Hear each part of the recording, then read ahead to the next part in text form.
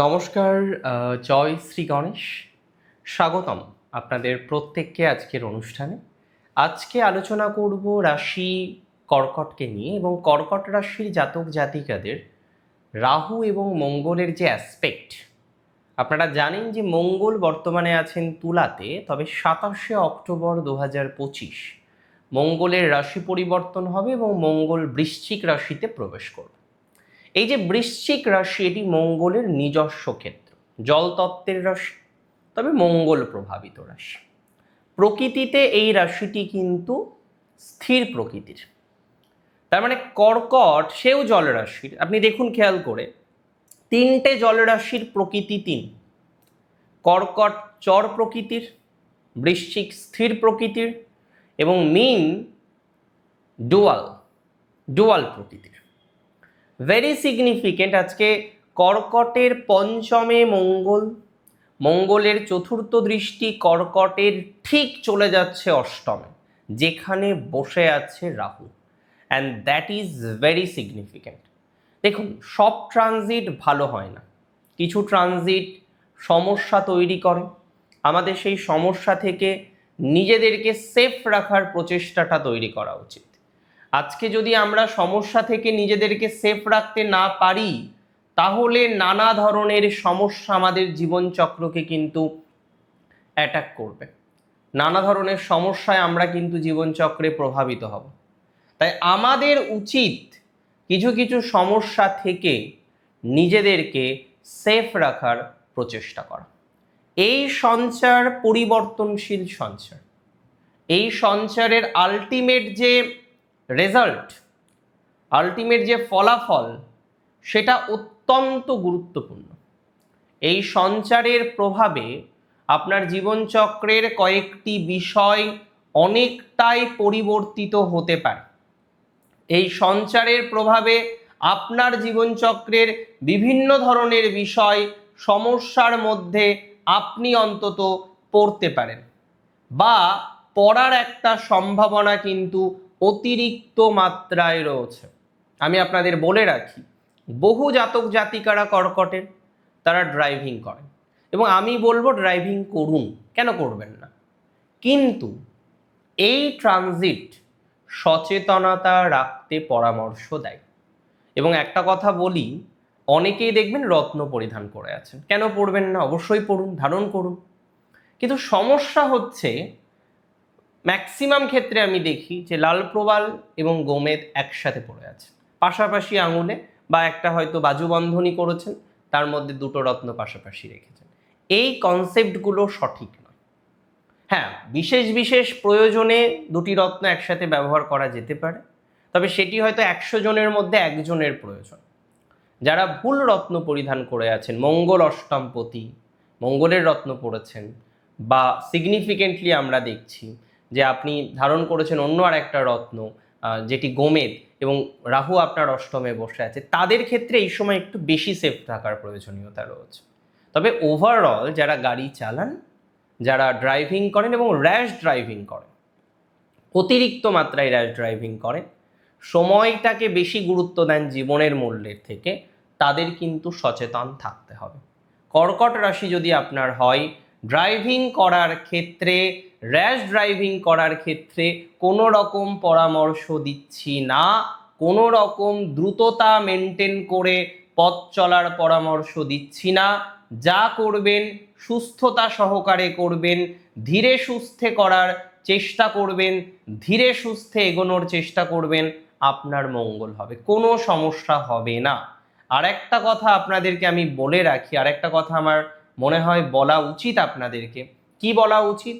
বহু জাতক জাতিকারা রয়েছেন যাদের one of the most problem সেটি হচ্ছে তাদের কোথাও যেন গিয়ে একটা জায়গায় সেটেলমেন্ট করতে পারছেন, এবং সন্তান রিলেটেড সমস্যা।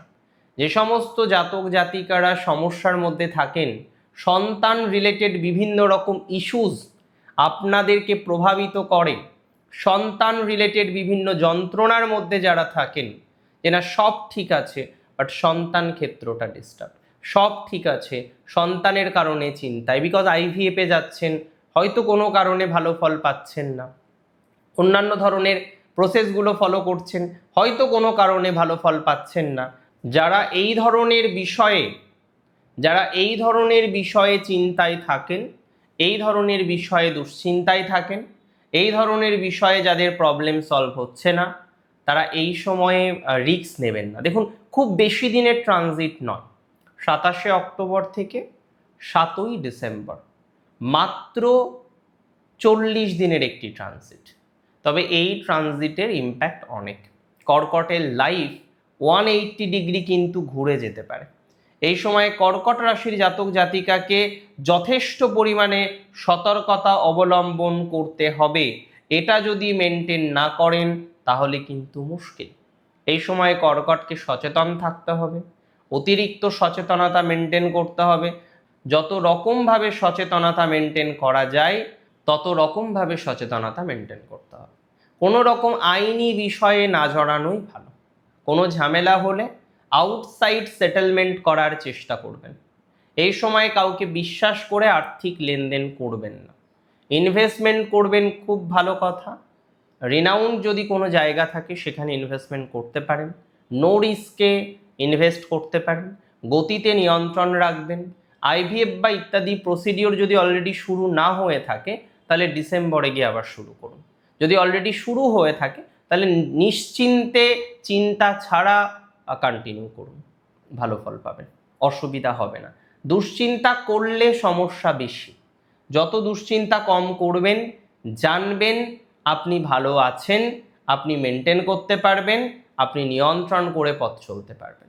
তবে এই সময়ে অ্যাস্ট্রোলজি, স্পিরিচুয়ালিটি, যে কোনো ধরনের অকাল্ট ম্যাটারের ক্ষেত্রে পজিটিভিটির মাত্রাটা নিঃসন্দেহে বৃদ্ধিপ্রাপ্ত হতে পারে। যে কোনো অকাল্ট রিলেটেড ম্যাটারে আপনার সাকসেস রেট কিন্তু অনেক বেশি বৃদ্ধিপ্রাপ্ত হবে বলে আমি অন্তত পক্ষে মনে করছি। অকাল্ট রিলেটেড ম্যাটারে পজিটিভিটির মাত্রাটা অনেক অনেক অনেক বেশি ডেভেলপমেন্ট হতে চলেছে বা ডেভেলপড হবে। অকাল্ট ম্যাটার ওকে আছে, এ বিষয়ে আপনার প্রোগ্রেসের মাত্রাটাও ওকে আছে, এ বিষয়ে আপনার ডেভেলপমেন্টের মাত্রাটা অনেক বেশি বৃদ্ধিপ্রাপ্ত হবে।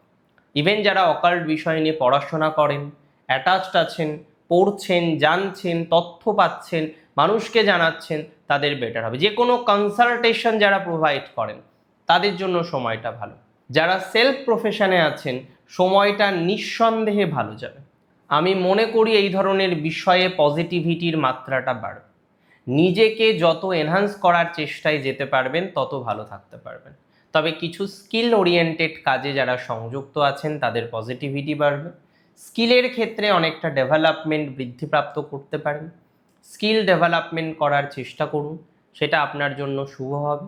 যত রকমভাবে নিজের স্কিলকে ডেভেলপমেন্ট করা যায় তার একটা প্রচেষ্টা করুন। তবে এই সময়ে গুপ্ত উপায় অবলম্বন করবেন না। যা করবেন পরিষ্কার পরিচ্ছন্ন, কাউকে ফাঁকি দেওয়ার টেন্ডেন্সি এই সময় না করাই ভালো। শ্বশুর বাড়িতে হালকা ঝামেলা হতে পারে, কিছুটা সময় আলাদা থাকতে পারেন, তবে এটা নয় যে ডিভোর্সের দিকে যাবেন।